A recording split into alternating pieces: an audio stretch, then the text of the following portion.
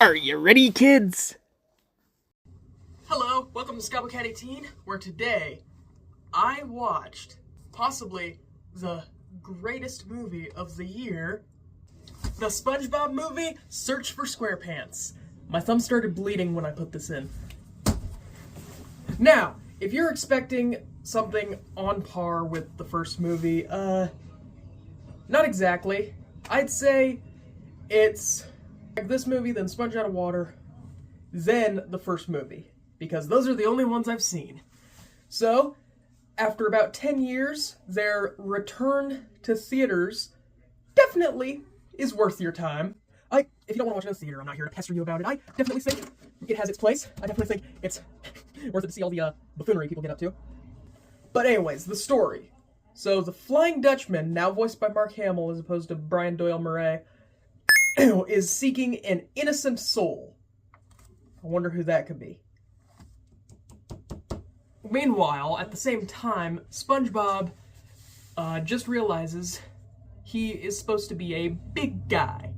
And he decides for this movie that he wants to follow in the footsteps of Mr. Krabs and be a swashbuckler. Let me tell you, they use that word swashbuckler a lot. They really wanted to make sure you didn't forget what his goal is. But yeah, the friendship with SpongeBob and Patrick is very much on display, and you're gonna see a lot of Patrick. Let me tell you. Okay, there's one joke that this movie really likes to make, and you probably guess what it is from the trailers. But overall, the writing is pretty good. It's nice to see Patrick. It's nice to see there's no real big blow-up moment where SpongeBob gets tired. He's sort of manipulated by the Flying Dutchman and such, but they're still friends. They're still on the same journey together, and that's nice.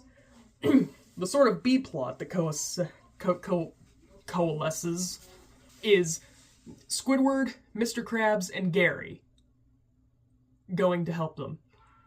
It's very upsetting to see that Sandy doesn't appear, but they also make a really funny joke about it that I best not to spoil. Anyway, the Flying Dutchman's associate, or whatever you want to call her, Barb, was pretty nice. I would not have guessed it was a celebrity. It sounded just like Pearl putting on a gruff voice or something. But yeah, voice acting is pretty good. For the most part, for a good deal of the movie, it does away with the live-action pitfalls. That is aside from the intro, which is pretty funny, and the climax, which is done tastefully. Okay, it's not Keanu Reeves' Tumbleweed or Snoop Dogg or whatever necessarily. It's really good. It manages to stick to the underwater theming, and I'd argue that the live-action stuff serves a purpose, especially for the Dutchman's narrative. If I had to give it a rating, I'd have to say maybe about 7 out of 10. Pretty dang good. Definitely does go on a bit longer than it needs to. Maybe shave off a good 5 to 8 minutes of it. But other than that, I think you would really enjoy it, whoever's watching this video. This has been Double Cat 18.